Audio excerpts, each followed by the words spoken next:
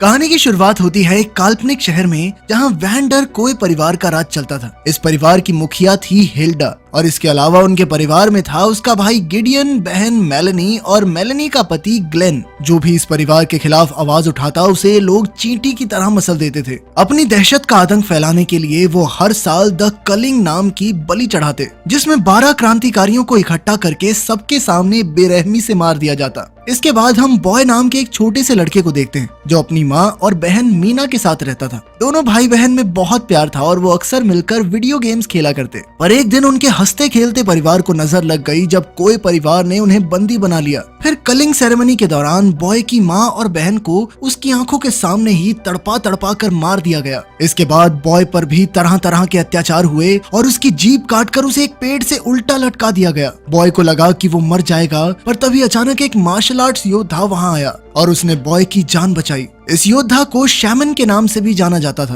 बाद में बॉय को पता चला कि शैमन भी क्रांतिकारियों से मिला हुआ था और वो उसकी माँ का दोस्त हुआ करता था। अब शैमन ने उसे अपनी शरण में ले लिया और उसकी देखभाल करने लगा। उसने बॉय को रोज मार्शल आर्ट्स की ट्रेनिंग देना शुरू किया। बॉय हर रोज शारीरिक और मानसिक ट्रेनिंग में कड़ी मेहनत करता, क्योंकि अब उसकी जिंदगी का सिर्फ एक ही मकसद था, हिल्डा को मारकर अपनी माँ और बहन की मौत का बदला लेना। इस कड़ी ट्रेनिंग के दौरान उसे कीड़े मकोड़े खाने पड़ते और साथ ही वो जमीन में दफन होकर सिर्फ बैम्बू के जरिए सांस लेने की प्रैक्टिस करता। असल में वो लड़का गूंगा बहरा था, इसीलिए उसने लोगों के होठ पढ़कर उनकी बात समझने की कला भी हासिल कर ली। इस सब के दौरान बॉय अपनी बहन मीना को बहुत ज्यादा याद करता था, क्योंकि वो हमेशा ही उसका बहुत ख्याल रखती थी। पर शैमन ने उसे अपने अतीत को भुलाकर अपने मिशन पर ध्यान देने को कहा। जल्दी ही बॉय सब कुछ भूल भी गया, मगर वो चाहकर भी अपनी बहन को भुला नहीं पा रहा था। उसे अक्सर मीना दिखाई देती थी और वो उससे बातें करता। इस तरह देखते देखते कई साल बीत गए और अब बॉय जवान हो गया था। एक दिन ट्रेनिंग के दौरान वो शैमन के साथ मुकाबला कर रहा था। सालों की कड़ी मेहनत की बदौलत बॉय बहुत ज्यादा ताकतवर हो चुका था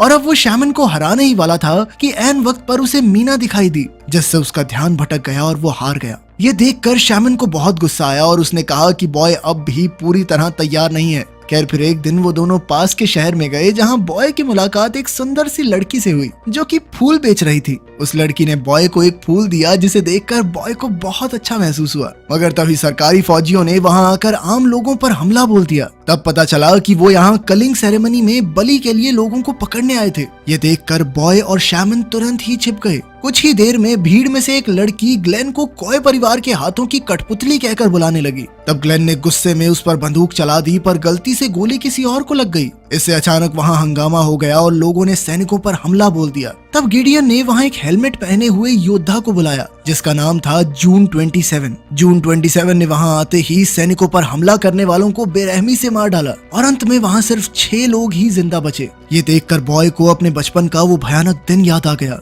और उसने आज रात ही सेरेमनी के दौरान हिल्डा को मारने का फैसला किया। शैमन ने उसे समझाया कि वो भी तैयार नहीं है, मगर बॉय ने उसकी एक न सुनी। वो चुपके से ग्लेन की गाड़ी की डिक्की में जाकर छुप गया, जहां पहले से ही एक लाश पड़ी थी। कुछ समय बाद ग्लेन और गिडियन एक वेयरहाउस में पहुंचे, जहां उन्हें मेलेनी के भयंकर गुस्से का सामना करना पड़ा। उन दोनों ने बाजार में लाशें बिछा दी थी और अब उनके पास कलिंग सेरेमनी के लिए 12 लोग भी पूरे नहीं थे। तब ग्लेन और गिडियन एक दूसरे पर इल्जाम लगाने लगे, पर अंत में मेलेनी ने उन्हें सड़क से कोई भी 6 लोग उठाकर लाने को कहा। उधर बॉय गाड़ी की डिग्गी से बाहर निकलकर वेयरहाउस में आ गया। अचानक उसे मीना दिखाई दी और वो भटक कर सैनिकों के सामने आ गया। उन्होंने बॉय पर बंदूक तान दी, मगर बॉय ने अपनी बहादुरी और जबरदस्त स्किल से उन सबको ऊपर पहुंचा दिया। मगर एक के बाद एक फौजी आते ही जा रहे थे, इसलिए उसने वहां से भागना ही ठीक समझा। जब वो छुपा हुआ था तो उसकी मुलाकात बाशो नाम के कैदी से हुई। बाशो ने कहा कि अगर बॉय उसकी हथकड़ियां खोल देगा तो वो हिल्डा को मारने में उसकी मदद करेगा। पहले तो वो हिचकिचाया, पर फिर उसने बाशो को आजाद कर दिया।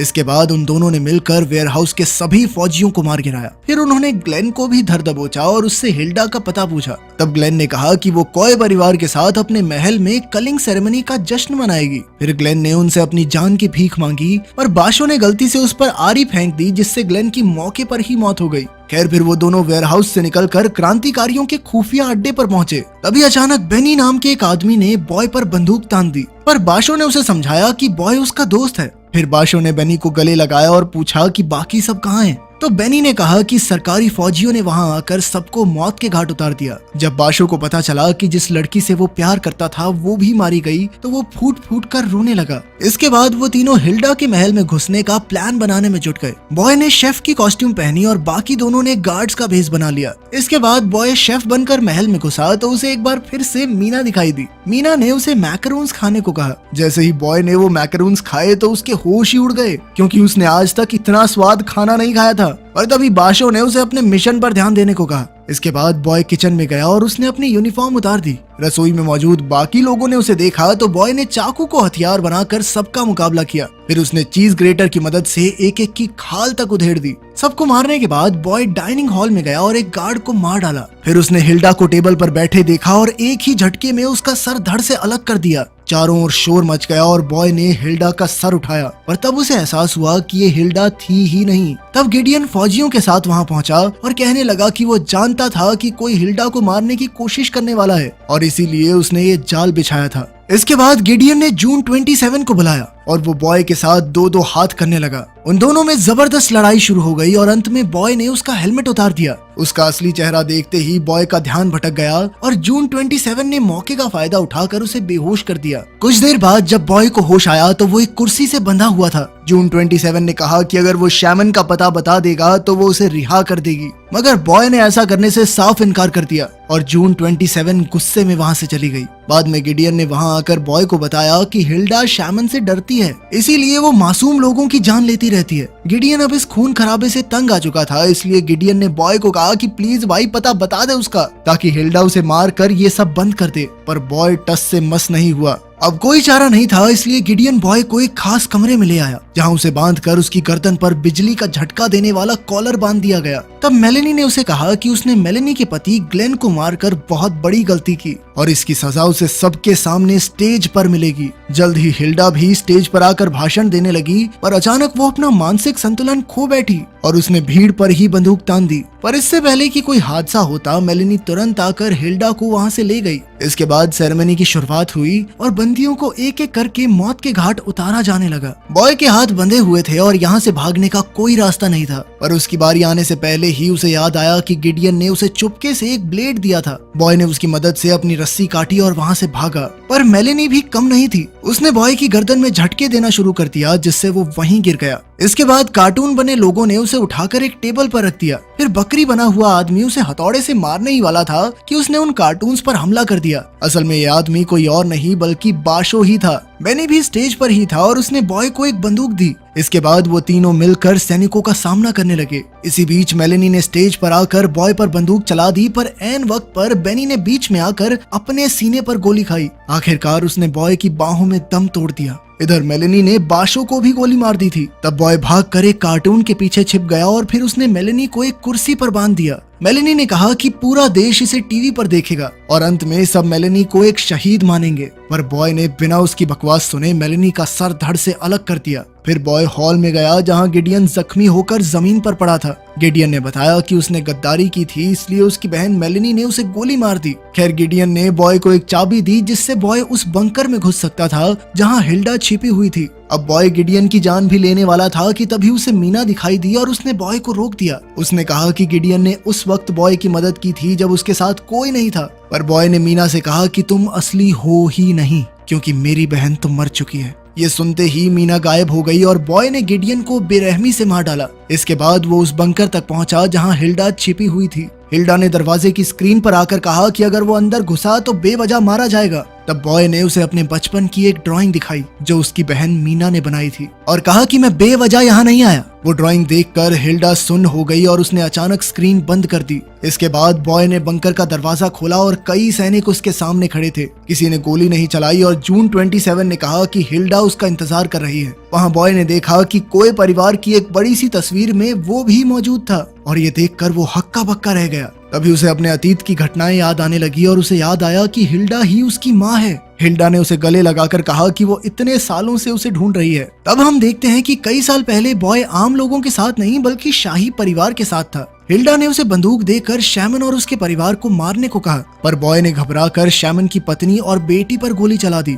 फिर वो डर कर भाग निकला और शैमन भी उसके पीछे भागा। फिर बॉय जंगल में छुप गया, जहाँ शैमन ने उसे ढूंढा और तंत्र मंत्र के जरिए बॉय की सारी याददाश्त मिटा दी। उसने बॉय से कहा कि उसके पूरे परिवार को हिल्डा ने मारा है। फिर शैमन ने ही उसकी जीभ काटी और उसे बहरा कर दिया ताकि बाद में बॉय शैमन के लिए बदला ले सके। अब असलियत में बॉय को पता चला कि जून 27 ही उसकी बहन है। अपने भाई को देखकर जून 27 की भी आंखें भर आई। अब हिल्डा ने बॉय से शैमन का पता पूछा ताकि वो अपना बदला पूरा कर सके, पर बॉय अब भी शैमन से गद्दारी करने को तैयार नहीं था। तब हिल्डा ने गुस्से में कहा कि बॉय को अपने परिवार की कोई फिक्र नहीं है, इसीलिए उसने जून 27 को बॉय को मारने का हुक्म दिया। जून 27 ने कुल्हाड़ी उठाई, पर तभी उसे अपने बचपन के वो हसीन पल याद आए जो उसने अपने छोटे से भाई के साथ बिताए थे। अब जून 27 ने मुड़कर हिल्डा को ही जान से मार डाला। अब सैकड़ों सैनिकों ने बॉय और जून पर हमला कर दिया, पर उन्होंने मिलकर मशीन गन के जरिए उनका सामना किया। फिर वो भागकर लिफ्ट में गए और तब जून ने कहा कि उनकी माँ कहती रहती थी कि बॉय मर चुका है, पर जून का दिल कहता था कि वो अब भी जिंदा है। वो अपने भाई के हत्यारों से बदला लेना चाहती थी, पर इस रास्ते पर चलते चलते वो कब खुद हैवान बन गई